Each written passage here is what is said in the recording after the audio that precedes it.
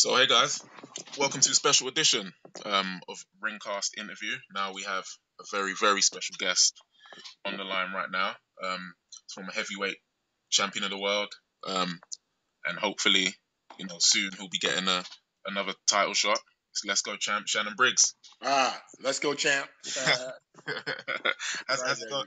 How's it going today, man? I know you're enjoying yourself on Instagram, listening to music, having some fun. Enjoying it.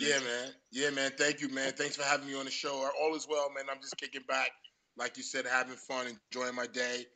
Actually, I'm on my way to the gym right now, but I'm just positive and happy and looking forward to a great 2015. Good stuff. Good stuff. I mean, we're gonna get to a lot of the recent stuff because you've been a lot of fun over the past year, and I think what you're doing now. You've got a lot of people rooting for you and hoping that you get that title shot. But we just wanted to we're over here based in the UK. For a lot of people who are younger fans might just be hearing about you. Just wanted to get sort of background, sorry, of how things started for you in boxing because I know it's been a long road up to this point. Many years. Definitely. And how did you get your start in New York? What started you off in boxing all those years ago? Oh, well, I started back in, I want to say like 88, 87, 88, something like that. I was introduced to boxing through a friend. Um, and I and I was just fascinated by the sport and the art of it. I was a huge Muhammad Ali fan, but I wasn't much in the gym. I just would dabble in and out. I got serious around 1990. I got serious with boxing around 1990, 1991. I won the U.S. Amateur championships. I wound up going to the Pan Am Games and I fought Felix Savon on ABC Wild World of Sports. So that was huge for me. A kid who was prior to that I was a homeless teenager living in the 80s. From here to there, trying to survive in the streets with my mom, single parent. And I just overcame a lot of adversities to again make it to the Pan Am Games and then turn pro and defeat a retired George Foreman in 1997. It's been a fun career. It's been ups and downs, but I had a lot of fun and I'm enjoying life. What can I say except let's go, champ? Let's go, champ. Definitely. And I know you grew up. I mean, you never grew up. You got your start in boxing, and you made your way through the pros during a very good time for US sort of heavyweight boxing. I mean, being from Brooklyn, I mean, did you have many encounters with the likes of Mike Tyson and Riddick Bowe and those guys who are from New York too? Yeah, I mean, of course, I admired those guys and looked up to them, and I was always fascinated by those guys, I just I was fortunate to be like you said to come up in the '90s, which was, I mean, an incredible era. I think the best era in boxing, heavyweight boxing. I mean, it was just unreal. If you look back, we had Mike Tyson, George Foreman, Riddick Bowe, Lennox Lewis, um, Frank Bruno. It was just so many guys Right. that so many heavyweight men in America. You had Hakeem Rockman, you had Jeremy Williams, Larry Donald, myself, David Tua. Right. You had Chris Bird. Just so many different guys all around the world. Heavyweight boxing was huge. It's not like that anymore. Big men don't want to fight, but yeah, it was a great time to come up in the '90s. Yeah, I heard that, and obviously, you got the big fight with, Big George Foreman, a legend, from many generations. I mean, what was it like to share the ring with him, and what was it like during the fight, and what was it like, picking up that heavyweight title? It was an incredible experience to be actually in the ring with a legend and a living legend, and to actually get hit by him was incredible. He was an unbelievable puncher, man. I still feel the blows to this day. Let's go, champ. Nah, it was a great experience, man. George was a great guy. I appreciate the experience. I stayed away from him for 12 rounds. It was a close, tough fight. I was fortunate to get the win and move on, and that's a part of my life that I'll never forget, and something, an award that I can say, going to my grave, that I fought and defeated and retired George Foreman. Right, I hear that, and obviously, you had a couple of reigns as a champion, and obviously that fight was, sort of in the '90s, and then in the 2000s, you came back again, Yakovic, won the title But again. people, a lot of people don't understand. Lennox Lewis didn't become the linear heavyweight world champion until he fought me and defeated me. So a lot of people, boxing historians, especially in Europe and in England, they don't feel as though these belts are the real champions. The champion is the man who beat the man. So there was a lot of people who recognized me as the heavyweight champion of the world at the time because I beat George Foreman. So Lennox, I've heard and seen Lennox say, whereas when he beat me was the night he won the title. Right. So I feel good. I feel good about that fight in the sense where not that I won, not that I lost. Yeah. But I went up against one of the best, if not the biggest and best heavyweight of all times. Because if you rate him on size and power on his right night, man, this man was a hell of a fighter. It's just been hard for anybody to beat him. Exactly. And I think guys at Ringcast here, we definitely class you as one of the real heavyweight champions, and you probably stand now as the last sort of American heavyweight champion, that we've had. I mean, how do you feel about that?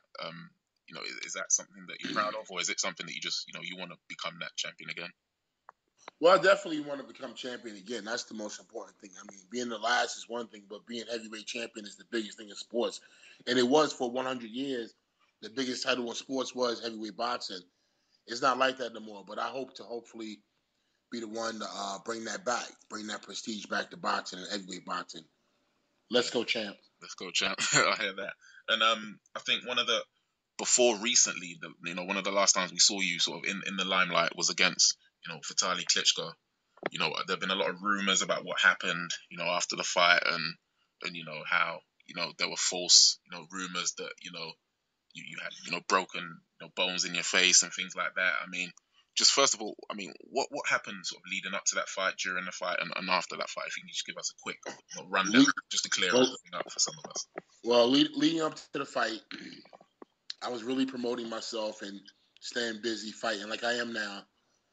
And I went out and got some guys to form a promotion company to promote me, to raise capital, more important. Not even to promote me, because I promote myself, but to raise money. I don't need nobody to promote me, as you can see. Yeah. So I had some guys go out and raise some money. In doing so, they went out and when the fight was made, the contract basically was the promotion company was, the check went to the promotion company. They tried to, basically say that, they would pay me. First of all, I didn't know what the purse was. That's to begin with. Right. And this was the problem going into the fight. I was like, hey, how much we getting? How much am I getting? And it was a screw up. But you have to understand, I started the company and I bought in the wolves. So, you know what I'm saying? That's what happened. And I got eaten alive and I lost the fight. I went to the fight, a lot of anxiety and stress, not feeling, confident about my financial, what it's all about. We fight for money. So I went into the fight with a clear head. In the first round, my left arm, my bicep popped, and I took a beating, man. I took a shellacking, and I stood up though for 12 rounds. I didn't get knocked out. I didn't get knocked down, and it is what it is. I wasn't paid for the fight. I sued them. I still haven't been paid all of the money to this day, which was pennies on the dollar. But it is what it is. I'm moved on past that. I've cut my hair, recreated myself, made a comeback. I was down on the dumps, man. They left me for dead in the hospital. They left me for dead in Germany. And then I wasn't paid. I came back from that. So, that's why, I do what I do. I put my videos about me dancing and having fun on the beach because I'm a survivor. I could have been just another statistic of fighters that just get, excuse me, they just get, they die or get left for dead or you never hear from. God just, nah, not me. I stood up. And I'm still standing up against the system because the same people still in boxing. You know what I'm saying? I'm not with no network. I'm not with nobody. I'm on my own. I'm a soldier on my own. I'm a lone wolf. I'm out here just trying to make it, trying to, get the people to say, force the hand of the networks to say, or somebody to say, put up the money. We want to see Shannon Briggs. We want to see the champ, the real champ, the people's champ. Not Tyson Fury. Right. Not. They don't want to see these people. They sick of these people. And I'm talking about him in particular. They don't want to see, what's the other boy name? David Hay. The people don't want to see this no more. They already seen that. Yeah. They want to see the new show. Let's go, champ. Champ. And I mean, obviously after that whole experience, I mean, it took a while, but I mean, you've come back last year, 2014. You know, you won, 6 fights, 5 by knockout. I mean, what was the motivation for you to get in such great shape and make another run? The motivation was when I lost to Vitali. The motivation was when I lost to Vitali, not being paid, starting the company, putting it together, hiring the people, going to them and say, listen, this is my idea, this is my company, paperwork and everything being done. I won the lawsuit. Don't get me wrong. Yeah. So that's something that's never been spoken about. You know what I'm saying? So a lot of people don't understand. Like, I've really had to overcome a lot, and I'm still overcoming. That's why I'm putting up my videos. That's why Instagram and Twitter and guys like yourself, I thank you and I appreciate it, because this is how I'm still getting out there. I'm still able to get new fans every day. If I get one fan a day, that's okay. I'm not going nowhere. I'm 43 and I'm feeling phenomenal. I'm in phenomenal shape. I look great. I'm 43 years old. I feel strong. I'm getting stronger every day. I'm getting younger. So with that being said, it's only a matter of time before the people gonna rise up and say, man, we want to see Shannon. We want to see Shannon Briggs. We don't want to see who y'all forcing on us. We want to see Shannon Briggs. Right. And I think we're on the way to that. So, I mean, it's well documented over the last year. I know I've had great fun seeing you travel around the world, chasing Vladimir Klitschko now, the younger brother, even Germany, in Florida, wherever he is. I mean, what's up with that? Why have you gone to wherever he is around the world, to spots he's at, we saw on videos because he eats, because Jack Johnson did it, and because Muhammad Ali did it, and because it's the way to get the people, and it's about the people. The people gonna force his hand, and it's marketing, it's promotions. I'm the best self promoter there is in boxing. I don't have a network. I don't have a writer in my pocket. I don't. The writers be lined up with the networks because they want to get passes. You know what I'm saying? So I don't have nobody in my pocket. I'm just me. It's just me. You just getting raw me. Just me. Let's go, champ. and obviously you went to his fight against Pulev out in Germany. I mean, what was that experience like? Did they let you in the building? Man, it was hard, man. Every time I'm in Germany, man, they put restraints on me everywhere I go, man. They put restraints on me everywhere I go, man. I can't even go nowhere. Everywhere they think Klitschko gonna be, they put cops in, guards, everybody, security. I'm sick of this. I want to fight, man. I want to make the fight. I want this fight to happen, because what's going on with him and Jennings? Nothing going on. They trying to see who's gonna win the fight Saturday. Right. Forget all that. We need to fight now. Let's go, champ. We need to fight now. Let's go. So you don't think he's gonna fight Jennings? You don't think Jennings wants it because he wants the fight at this weekend? Yeah, he wants to fight the winner, and they're gonna try to make the winner against Klitschko, or the winner fight this boy Jennings. It's all some screwed up mess, man. It's nasty. And the truth of the matter is, if you think about this, man, look at the reality of it all. The truth of the matter is, I'm from Brooklyn, New York. The Barclays Center is on Atlantic Avenue. I was born on Atlantic Avenue, and I was raised on Atlantic Avenue, all on one street. Why is this fight not happening? I already did the self-promotion. Yeah. I already promoted the fight, over 50 million views worldwide. You can't do bigger self-promotion than that, over 50 million views worldwide. You can't, all from my iPhone. You can't do bigger promotions than that. So what's stopping them? The fact that what? I'm not in nobody's pocket? Nobody's in my pocket? No, it's not. I already did that. Let's go, champ. This is for me now. This is for the champ and his family. Mumu Fat gotta eat too. I hear that, man. And I mean, you touched on it. I mean, obviously you got the fight for the WBC this Saturday, Wilder Stavern. You got any thoughts on either fighter? Who you think's gonna win, etc.? Nah, I think Stavern gonna win, but the truth of the matter is, it don't even matter, because don't nobody know them outside of boxing. Right. Nobody outside of boxing ever heard of them, and that's what's important. That's why the fight with me and Klitschko is a no-brainer. No one's ever heard of him. No one's ever heard of Wilder. No one's ever heard of Stavern. No one's ever heard of Jennings outside of boxing. Right. And people in boxing don't even watch the heavyweights no more. Mm. So let's go. Let's be honest. So I'm the biggest name in heavyweight boxing right now, besides Klitschko, and I'm as big a name as he is. because since I started attacking his stupid ass, he's got more fans and followers. So, I mean, is it a case where if there's a scenario where you don't get Klitschko, would you be willing to fight the winner of the fight this weekend, Jennings, etc., or is it just Klitschko and that's it? If the money right, yes. If the money right, but the biggest name in boxing is Klitschko. Right. The biggest name is Klitschko. But if the money right, we gotta fight. You feel me? I'll fight a bear if the money right. But it's all about the money, and it's all because I'm gonna listen. People want to say, "Oh, you're not fighting these guys." I already offered 3 guys in the top 10 a fight. They don't want to fight me. They said no. So with that being said, I'm not even sweating it. I know where the money is. The money is in fighting Klitschko. This is a job. This is one of my other ways to feed my family. It's not my only way, but it's one of my other ways. I'm a survivor. I fought my way back to the top. I had 6 wins. Forget who I fought.